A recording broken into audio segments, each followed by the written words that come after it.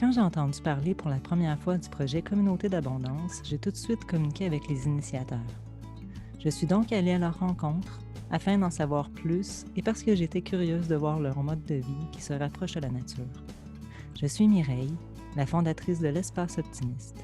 Je vous présente Caroline et Jonathan qui m'ont partagé en détail ce magnifique projet d'entraide et de collaboration.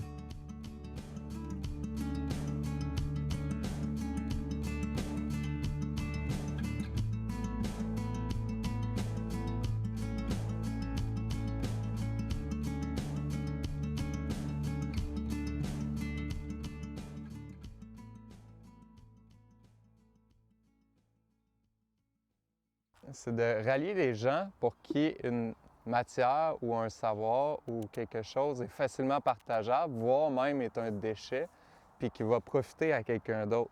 Des exemples de ça, là, il y en a plein, puis il y en a partout. Donner un exemple, nous, on a bâti un atelier avec des palettes récupérées, des échanges comme ça avec des gens. On en a fait pour des poires, on s'est batché en poires séchées, en compote de poires, en poire en pâte de poire aussi déshydratée, en plein de choses. Puis là, ce volet-là, dans le fond, dans la communauté d'abondance, est déjà actif. Fait qu'il y a déjà comme une douzaine de villes qui ont embarqué. C'est donné sans espérer autre chose, mais on peut aussi échanger sur ces pages-là. Fait qu'échanger des heures de service contre des biens, échanger de la formation contre d'autres formations sur d'autres sujets. Peu importe, l'idée, c'est de créer de l'abondance, de sortir de quand j'ai besoin de quelque chose, il faut que je donne de l'argent.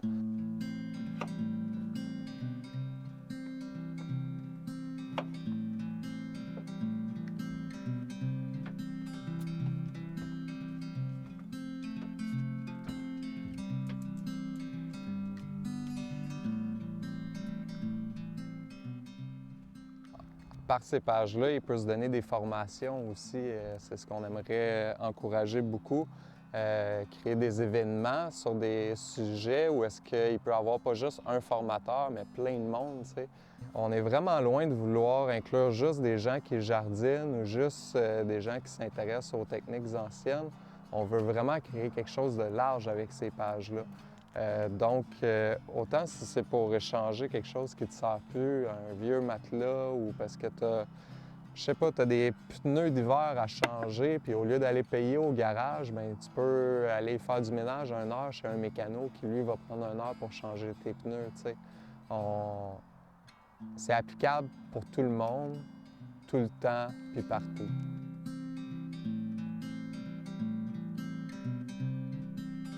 Nos besoins de base essentiels, bien, ce qu'on va retrouver sur le site, c'est se nourrir, se loger, se chauffer, manger, être heureux, être en santé. On va rassembler plein de pros, dans le fond, par domaine, puis probablement même plusieurs par domaine. Exemple, dans le domaine se chauffer, on va parler des rocket stoves, on va parler des masses thermiques, on va parler de l'utilisation d'une serre. On va aussi parler des méthodes amérindiennes traditionnelles. Fait que la personne qui est bon parce qu'il y a de l'expérience dans les rocket stoves, il y en a fait au Québec, est peut-être pas nécessairement bon sur comment partir un feu de technique amérindienne, tu sais. Puis ça ne veut pas dire que les gens vont s'intéresser à tout ça. Le but, c'est de répertorier ça puis de le classer par besoin pour que ça soit facilement navigable puis qu'on trouve facilement ce qu'on recherche dans le fond. Dans le fond, ça va être des sites web par rapport, à exemple, à la production de semences. Bien, moi, j'ai fait une vidéo, il n'est pas absolument complet. On va mettre les informations complémentaires, on va mettre mon vidéo, puis il va y avoir des groupes Facebook aussi. Moi, je trouve que c'est vraiment... Nous, là, ça nous a apporté énormément dans notre cheminement, ces groupes-là. Encore là, c'est des gens qui sont là par passion, pas parce qu'ils ont quelque chose à retirer de nous. C'est vraiment parce qu'ils aiment ça. Fait qu'on peut apprendre à multiplier des arbres fruitiers à l'infini pour rien pantoute, puis se retrouver avec un verger comme ça n'a pas de bon sens chez nous. Donc, c'est ce genre d'informations-là qu'on veut donner.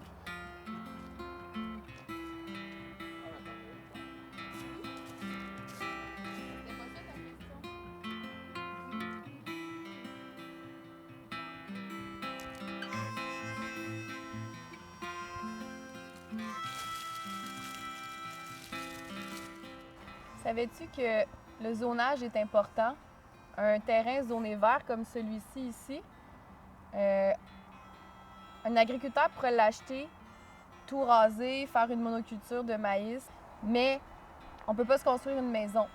Savais-tu que juste au point de vue municipal, souvent il y a des municipalités qui empêchent les citoyens de faire des jardins sur leur devanture de maison? Savais-tu qu'on ne peut pas faire sécher notre linge sur notre galerie dans à bien des places? Fait que... C'est un souci d'esthétique.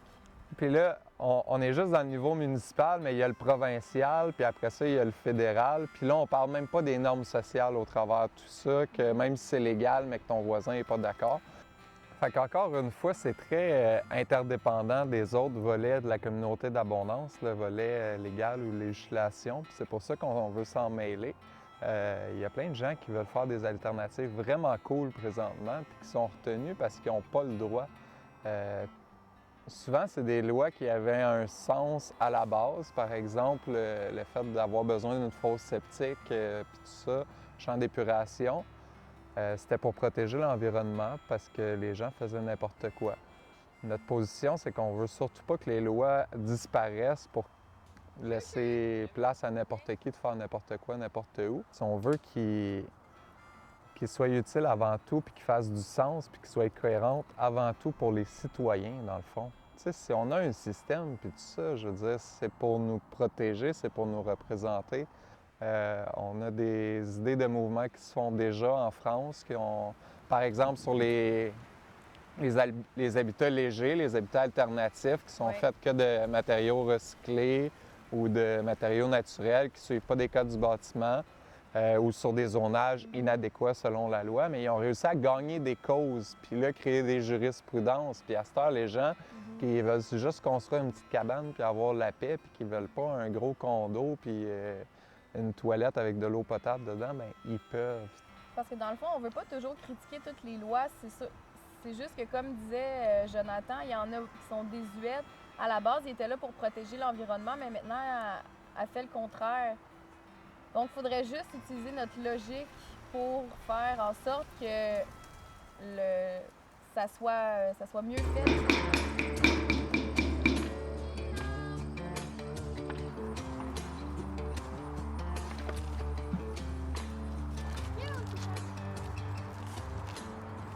De notre expérience, là, on s'est rendu compte qu'à toutes les fois qu'on laissait tomber des choses qu'on pensait qu'on avait absolument besoin, souvent c'était pour le confort, on se rend compte qu'on est vraiment de mieux en mieux.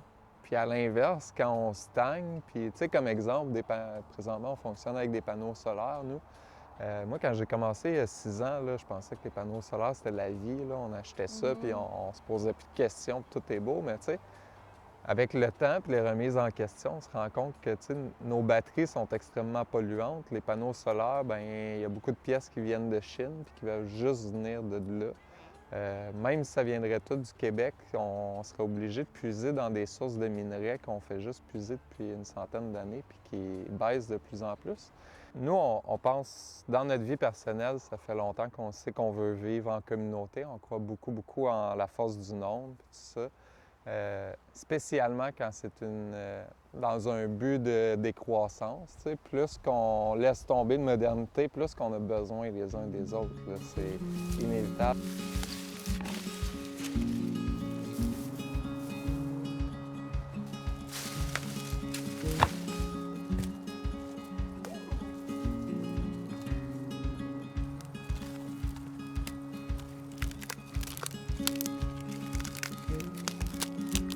Au courant des 10 premières années, peut-être, notre but premier, ça va être de ne plus avoir à aller chercher quelque chose à l'extérieur pour pouvoir mener les activités, de se loger, se nourrir, se chauffer, puis tout ça, que ça soit vraiment fait avec la nature.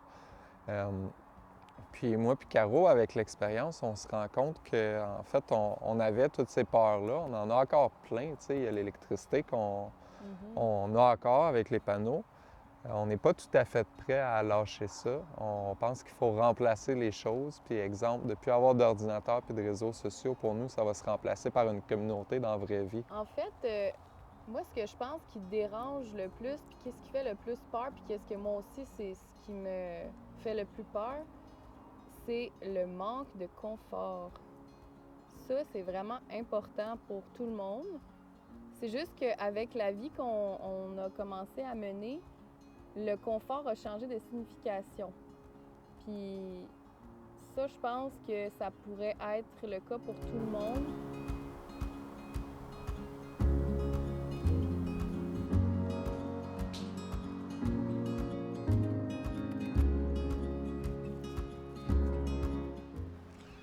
On voit aussi beaucoup de magie par rapport au concept de retour aux sources en communauté. Tu sais, exemple, dans les discussions d'éco-village, moi, je vois souvent, puis là, j'ai parlé de ça hier, Caro va trouver, je me radote peut-être un peu, mais je m'assume. On parle souvent de comme les gens qui vont prendre des choses, que ça soit équitable, puis tout ça.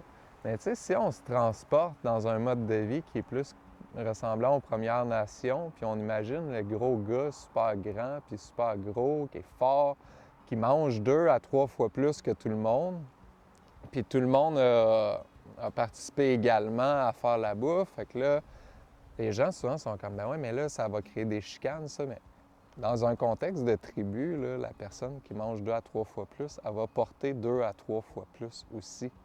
Fait qu'il n'y a pas personne qui va s'obstiner sur le fait qu'il mange 2 à 3 fois plus. C'est lui qui fait la grosse job tout le temps. Les personnes âgées qui sont plus utiles à la société, là, comme présentement, puis qui sont mis à part dans des centres, bien, ça va être les professeurs des plus jeunes. Puis, tu sais, les plus jeunes, là, ils vont triper à écaler les graines de tournesol du jardin. Puis, fait que tout ça est comme une roue qui fait du sens. Fait que c'est pour ça que nous, on a commencé un cheminement, mais on veut le continuer jusqu'à temps d'être rendu à, comme je disais, ne plus avoir besoin d'un train moderne pour vivre. Puis on pense que ça prend ça dans le monde, ça prend des exemples concrets dans le fond. Puis c'est pour ça que là, ça ne va pas se limiter à juste donner des solutions par domaine. C'est sûr que nous, on va en apporter beaucoup dans la section ressources qu'on parlait tantôt, d'apprendre à faire des cordes, des choses comme ça de façon traditionnelle. Mais on veut que ça soit une roue qui se complète. Puis on veut, après ça, pouvoir inviter des gens à faire de la formation là-bas, à venir visiter, à tâter le terrain pour pouvoir voir c'est quoi. Tu sais, quand on est dans notre appart avec notre habitude puis tout ça, ça se peut qu'on trouve qu'on ferait juste perdre des choses. Mais si on va sur place puis on se rend compte qu'il y a une super communauté, on mange comme des rois, on tripe, on a du fun, tout le monde chante puis danse le soir, puis qu'il n'y a pas de compétition puis ça. Nous, on pense que ça peut vraiment faire avancer de façon collective notre idée sur ce genre de mode de vie-là.